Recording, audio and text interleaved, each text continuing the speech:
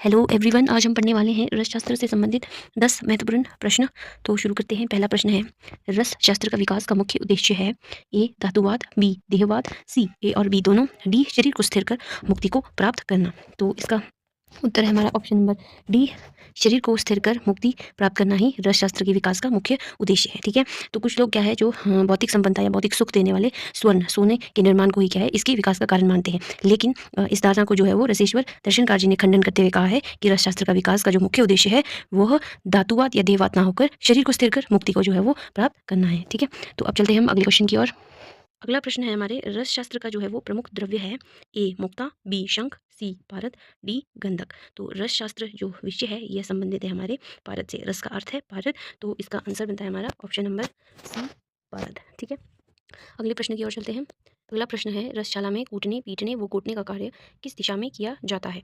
हमारा आंसर बनता है ऑप्शन नंबर सी दक्षिण दिशा में। ठीक है, तो जो रसशाला में होता है वो वहाँ पर दिशाओं के अनुसार जो है वो कार्यों का विभाजन किया जाता है। तो देखते हैं हम सारे कार्य कैसे कैसे होते हैं। जो पूर्व दिशा है उसमें होता है रस भैरव की स्थापना, उसके बाद आग्नेय कोण में अग्नि से संबंधित कार्य, दक्षिण दिशा में कूटने पीटने व कूटने का कार्य, और नैऋत्य में हमारे जो है वो शस्त्र कर्म होते हैं, पश्चिम में प्रक्षालन कर्म, और वायव्य में सुखाने आदि उपकरणों को सुखाने का कर्म, और उत्तर दिशा में वेद कर्म, और ईशान कोण में हमारे होते हैं जितने भी सिद्ध औषधियाँ हैं या फिर रस साधन है उन सबको क्या करते हैं हम संग्रह करते हैं ईशान कोण में। ठीक है, तो ये हमें याद रखना है।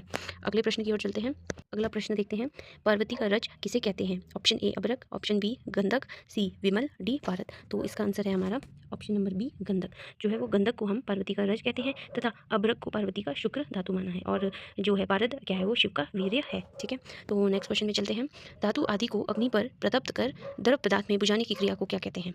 ए निषेक, बी आवाप, सी प्रतिवाप और डी प्रक्षेप। ठीक है, तो जब हम धातु आदि को पहले अग्नि में प्रतप करते हैं फिर उसके बाद हम उसे किसी द्रव पदार्थ में बुझाते हैं तो उसे कहते हैं हम ऑप्शन नंबर ए निषेक। निषेक के जो पर्याय हैं वो है निर्वाप और संपन्न। ठीक है, तो आवा क्या हुआ, जब हम कोई भी धातु या कोई भी पिघलने वाली वंगादी धातु को पिघलाकर उसमें जो है वो कोई द्रव पदार्थ डालते हैं तो वो हमारा आवाप होता है, और आवाप का पर्याय क्या होता है? प्रतिवाप होता है। ठीक है, चलते हैं अगले क्वेश्चन की ओर। मारन संबंधित है? ए पुट से, बी भस्म करने की क्रिया, सी शोधन क्रिया, डी कोई नहीं। तो मारन हम क्यों करते हैं? धातुओं आदि का क्या है जो वो भस्म करने के लिए क्या है मारन करते हैं, तो ऑप्शन नंबर बी हमारा सही उत्तर है। अगला प्रश्न है, वैद्य को मिलने वाले 11वें भाग को कहते हैं? ए धन्वंतरी भाग, बी रुद्र भाग, सी ए और बी दोनों, डी धर्म भाग। तो इसका आंसर है हमारा ऑप्शन नंबर बी रुद्र भाग। ठीक है, तो जो वैद्य उसके रोगियों के द्वारा जो औषधियाँ व्यापारियों से खरीद लेते हैं उसके मूल्य का जो 11वां भाग है जो वैद्य लोग व्यापारी से वसूल करते हैं तो उसी 11वें भाग को हम क्या कहते हैं? रुद्र भाग कहते हैं। ठीक है, तो चलते हैं अगले प्रश्न की ओर। अगला प्रश्न है, निम्नलिखित में से कौन सा मित्र पंचक द्रव्य है? तो ऑप्शन ए है घृत, बी है टंकन, सी गुंजा और डी सभी। तो इसका आंसर बनता है हमारा ऑप्शन नंबर डी सभी। ठीक है, तो मित्र पंचक में हमारे आते हैं, देख लीजिए मित्र पंचक 5 द्रव्य होंगे। इसमें कौन कौन से? घृत, टंकन, गुंजा, मधु और गुगुल। ठीक है, और द्रावक गण में होते हैं हमारे वो ये मित्र पंचक वाले 5 तथा उसमें हम गुड़ मिला देते हैं तो वो द्रावक गण बन जाता है। ठीक है, तो आपने याद रखना द्रावक गण में गुड़ होगा, बाकी जो मित्र पंचक में है वही, और मित्र पंचक में गुड़ नहीं होगा। ठीक है, अगले प्रश्न की ओर चलते हैं। ताम्र भस्म की अमृतीकरण में प्रयुक्त है? ए पंचामृत, बी मधुरत्रय, सी पंचगव्य, डी क्षार द्वय। तो इसका आंसर है हमारा पंचामृत, ए ऑप्शन। ठीक है, तो जो ताम्र भस्म है उसके अमृतीकरण के लिए हम किसका प्रयोग करते हैं? पंचामृत का प्रयोग करते हैं। पंचामृत में आते हैं हमारे 5 अमृत। कौन कौन से? गाय का दूध, गाय का दही, गाय का घी, मधु और शर्करा, ये हमारे पंचामृत में आते हैं जो कि ताम्रभस्म की अमृतीकरण करने में प्रयुक्त होते हैं। ठीक है, अब चलते हैं अगले क्वेश्चन की ओर। आखिरी क्वेश्चन है हमारा, यदि किसी धातु भस्म को तर्जनी और अंगुष्ठ से दबाकर निस्तरंग जल में डालने पर तैरती रहे तो उसे हम कहते हैं? ऑप्शन ए रेखापूरण, बी उत्तम, सी वारितर और डी निरुद्ध। ठीक है, तो इसका उत्तर है हमारे ऑप्शन नंबर सी वारितर। ठीक है, ये क्या है? हमारे भस्मों के भौतिक परीक्षण है कि हमारे भस्म अच्छे से बना है या नहीं, उसके परीक्षण करने के लिए करते हैं। तो वारितर क्या होता है? जब हम किसी भी धातु भस्म को तर्जनी और अंगूठे के बीच में दबा के फिर उसको निस्तरंग जल के ऊपर डाल देते हैं तो वो भस्म अच्छे से तैरने लग जाती है, तो उस परीक्षण को हम कहते हैं वारितर। ठीक है, और रेखापूरण किसे कहते हैं? हम जब तर्जनी और अंगूठी के बीच में भस्म को अच्छे से रगड़ने पर जो भस्म है वो ये उंगलियों की रेखा के बीच में अच्छे से प्रवेश कर जाए तो उसे हम क्या कहते हैं? मृतलौ कहते हैं। तो उस मृतलौ को ही हम क्या करते हैं?